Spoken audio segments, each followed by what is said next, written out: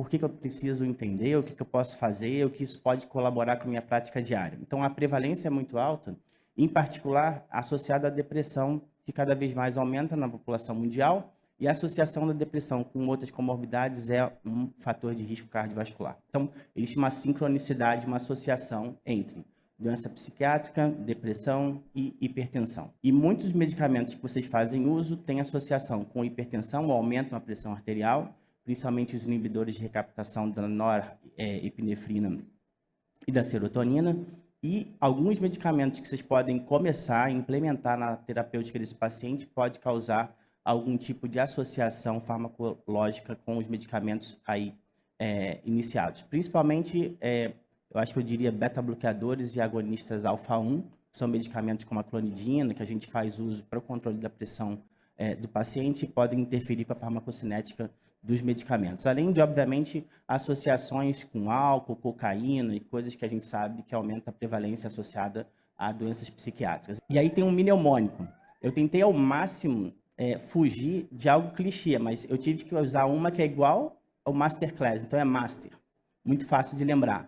Então, medir para diagnosticar a hipertensão, avaliar, e aí avaliar fatores de risco e dano órgão mediado. Então, você tem que diagnosticar a hipertensão, só que lembra que esse seu diagnóstico foi quando esse paciente começou a ter hipertensão? Obviamente não. Ele está hipertenso há 10, 15, 20 anos. Então, você tem que quantificar a hipertensão, sim, aferir, mas o quanto ele também teve de dano de órgão-alvo mediado pela hipertensão. E a partir dali, obviamente, implementar algum tipo de prevenção, tá? Então, medir é para o diagnóstico. Depois, avaliar fatores de risco e dano de órgão-alvo. Depois, você vai selecionar a terapia adequada, que depende se ele é diabético ou não, se ele faz uso de alguma medicação que interfira com as medicações que vocês já estão implementando.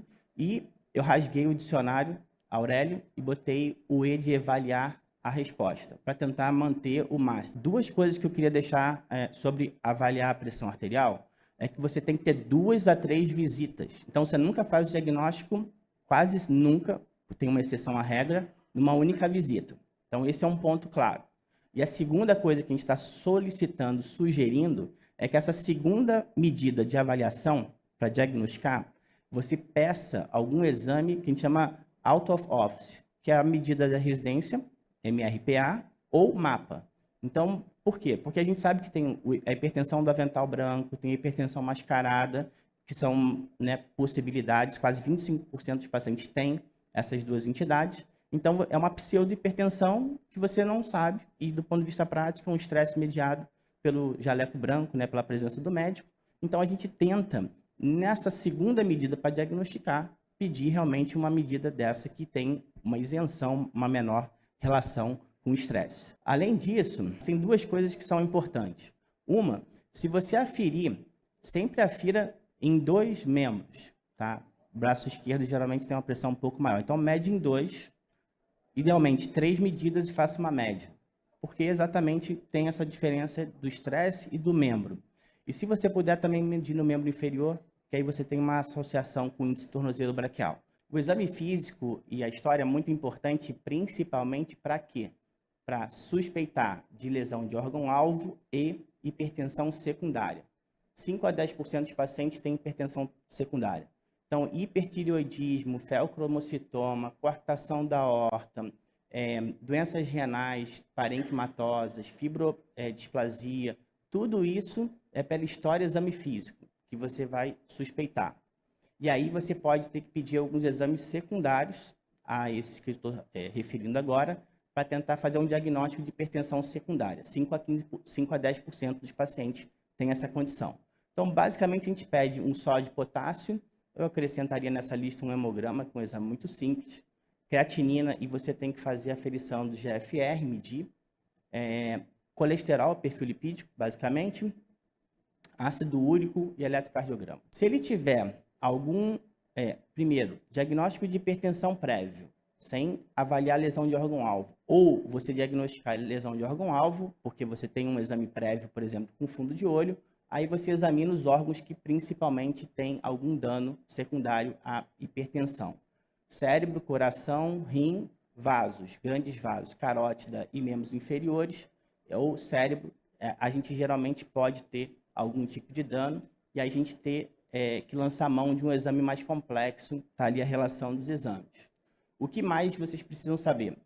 Se ele tem suspeição de hipertensão secundária, como é que se suspeita disso? Paciente com hipertensão muito jovem, paciente que não tem diagnóstico de hipertensão e chega com muito dano de órgão-alvo, por exemplo, um paciente infartado precocemente. Então, esses pacientes a gente suspeita de hipertensão secundária, ou no exame físico, eu escutei um sopro perto da região posterior do tórax, próximo à coluna torácica. Você acha que pode ter uma estenose de artéria renal, ou seja, algum achado que você tenha e possa, então, suspeitar de hipertensão secundária.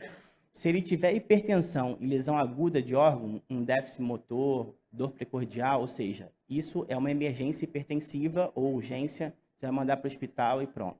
Não tem que fazer, obviamente, nenhum tipo de intervenção, até porque as reduções de pressão muito abruptas podem, inclusive, piorar a lesão de órgão-alvo num órgão que está sem uma regulação renal adequada. Um pouco fator de risco, mudança de hábito de vida, volta em 6 meses, se não melhorar, aí sim você pode pensar em começar a tratar esse paciente. Como é que a gente agora seleciona a terapia adequada? Então, o começo é mudança de estilo de vida. E aí, cada vez mais, com a medicina de precisão, a gente não está falando corra, não fume, não beba, a gente está quantificando isso e tentando dar algo mais personalizado, tá certo? Mas, no geral, a gente vai ter que reduzir para 5 gramas de sal de cozinha, tentar ter 30 gramas de álcool por dia ou menos, atividade física 30 minutos, dia sim, dia não, moderada. O que é moderado? É uma esteira assim, 6 km por hora, mais ou menos, começar a falar de forma entrecortada. Mas o importante é lembrar a vocês, cada vez mais a gente está falando em relação à melhora da qualidade do estresse. Relação ambiente-ser humano, ambiente-família.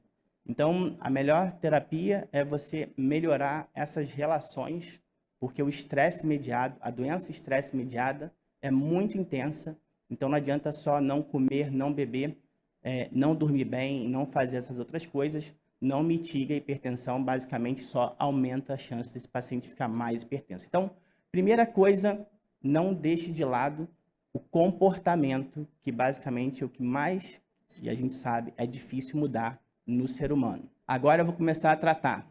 E eu estou tratando no SUS, quero tratar rápido, então não posso ficar muito tempo pensando. Então, o que eu vou fazer? Polipílula. Então, todos os guidelines falam que a aderência medicamentosa é péssima hipertensão. Então, eu vou dar um remédio que tenha 2, polipílula. Tá? Eu vou começar com a polipílula e aí 2 opções, bem rápido. IECA ou bloqueador de cálcio. No geral, isso. O tiazídico também é uma opção, o tiazídico light. Então, você dá uma polipílula, dá 2 remédios. Bloqueador de cálcio, mais IECA ou BRA. E aí, o que eu faço? Geralmente, eu começo com esses 2, uma dose mais baixa. Aí, eu chamo ele depois, uma reavaliação daqui a um mês. Polipílula, 2 medicamentos com dose mais alta. Chamo ele de novo, em 3 meses. Aí, o que eu faço? Associo o tiazídico. Então, BRA ou IECA mais bloqueador de cálcio, BRA ou IECA mais diurético tiazídico. Se você fez isso e ele volta ainda em 3 a 6 meses, aí fechando 1 ano de segmento, você não pode deixar ele ficar muito tempo hipertenso, entendeu? A ideia é de 0, 1, 3, 12. Então, nessas visitas anuais, você tem que chegar no alvo, 140 por 90. Então, o que eu vou fazer? Eu posso associar espironolactona, mas eu faço aí o diagnóstico de hipertensão resistente. Então, 3 ou mais medicamentos em dose máxima, hipertensão resistente. E mando para o especialista, porque, em princípio, existem novas terapias que podem ser feitas via catéter para aliviar, reduzir a hipertensão e não precisar tomar a vida toda mais que 3 medicamentos. Existem 2 coisas mais que eu queria falar para vocês. Uma, em relação à monoterapia. Eu posso começar com um remédio só? Existem 2 opções, que sim, pode. Hipertensão leve, grau 1, sem fator de risco. Aqueles que eu estava tentando com modificação de estilo de vida não dá remédio. E a outra opção é idoso e paciente frágil. Então, a meta atual de hipertensão no idoso é um pouco mais alta. A gente não precisa deixar tão baixo, por quê? Porque o idoso tem vaso calcificado, ele não tem autorregulação, ele cai, quebra, fratura o fêmur, e ele tem mais 5 anos de vida, não tem nenhum benefício do controle da pressão arterial, e você dá dano antihipertensivo para ele, ele cai e perde a qualidade de vida.